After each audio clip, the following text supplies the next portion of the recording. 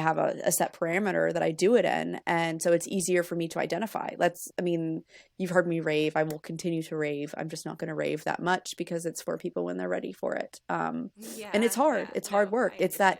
that Yeah. fear, honestly, like that is a perfect primal example of your higher self bringing you something that you're afraid of, Right. is the 12 Yeah, steps. for sure. The resistance. And I think that's Yes. important to point out is that is a type of that fear frequency or whatever to be aware of is resistance. Yes. Because resistance doesn't necessarily feel in our bodies the same as fear if we don't sit with it for a little longer. If we sit with it for a little longer, we get to the core of that, frequency, and we're like, oh, yeah, that has fear in it. But the resistance is a much sneakier one in a It sense. is. It doesn't expand the feeling. It doesn't. It does the opposite. It like wants to bypass it. It wants And to push that's it to the side and keep going. that's why dis-ease is so cunning and baffling. You know what I mean? They say that about alcoholism. They say that about drug addiction. They say that about sex addiction, gambling, all that stuff. The disease is what they call it, but it's the dis-ease. The The disease. dis-ease is cunning. It is baffling. It is cancerous. It's mutative. It is, you know what I mean? Like it grows as we grow. It is literally Yeah. the darkness and the shadow growing with the light.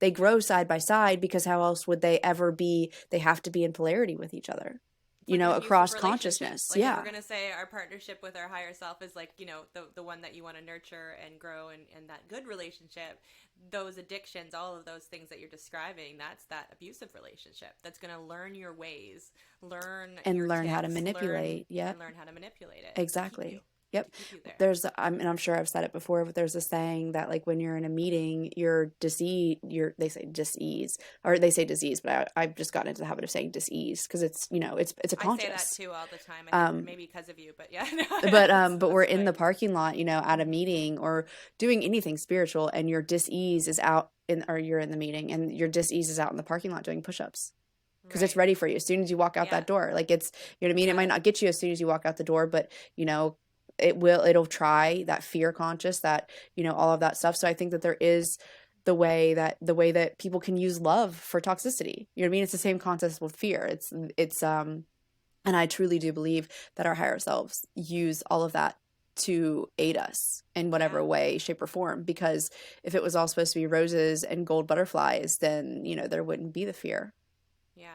Well, and So, you walk into those rooms and it's full of love, right? And so yeah, it feels so safe it when is you're there. It on. feels like nothing could touch you ever again.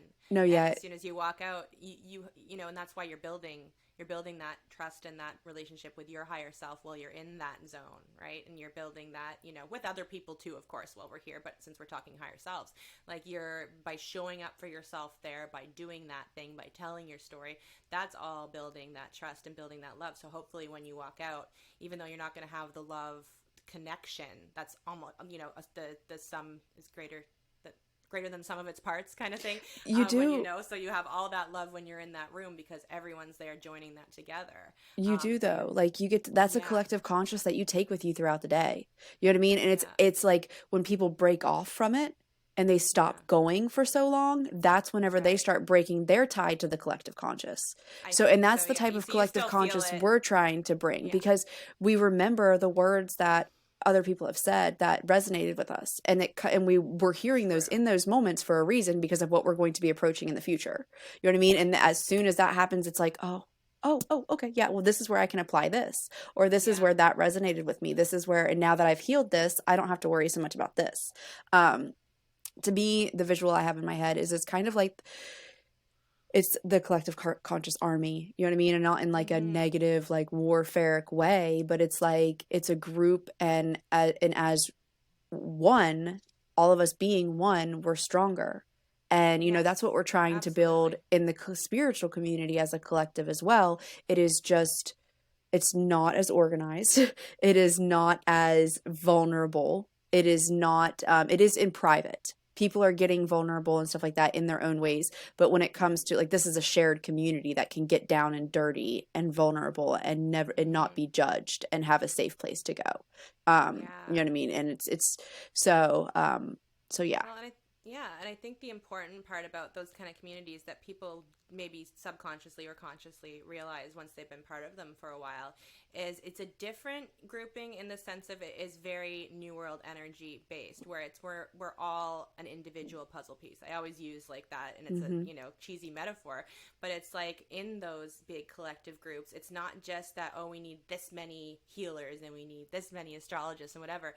Each person is needed just as much as the next person, and there's something about finding a group where that is the truth, and that is the understood truth, and the truth that the almost the mission statement kind of that the group goes by, that is so empowering.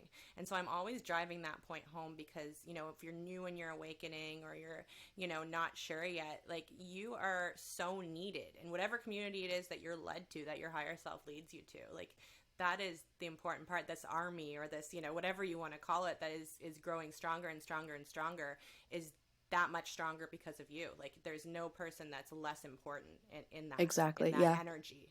That Yeah. is exactly what it's like. And it sits Mm-hmm. on the frequency of unconditional love, which that has Right. been tested, that has been proven by Dr. David Hawkins. So, and I believe that's his name, David R. Hawkins.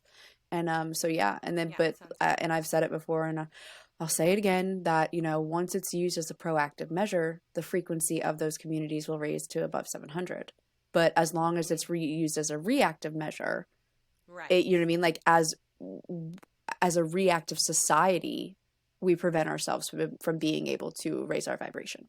Right, because that's who, you know, to generalize, to really overgeneralize, a lot of who you find in the spiritual communities are people who have gone through it in life, right? Like, they've Very much really so. hit that, you know, proverbial rock bottom at some stage, and so then they've looked for something different instead of, you know, finding complacency in just general life and looking for something different just because, you know, Well, that, they haven't yeah. they And haven't it's been, not you always know, found in a 12 step, of no, course. no, but I But mean, yeah, I'm no, I just know. speaking And I know. I generally just, for yeah, but the thing is that, like, when modern day society sees everything wrong with the government, but, I now think it's it's starting finally, to happen. yeah, Yeah, like that's I what I think say. it's It's really slowly starting to happen. But the question is, you see it, and I think the victimhood is going to be what sets in first. You know what I mean? Like, the well, victimhood is a long stage sometimes, and it's a matter of, like, how long do you want to sit in your pity parties and in your victimhood, and then or do you want to actually initiate change, and right. change literally, as cliche as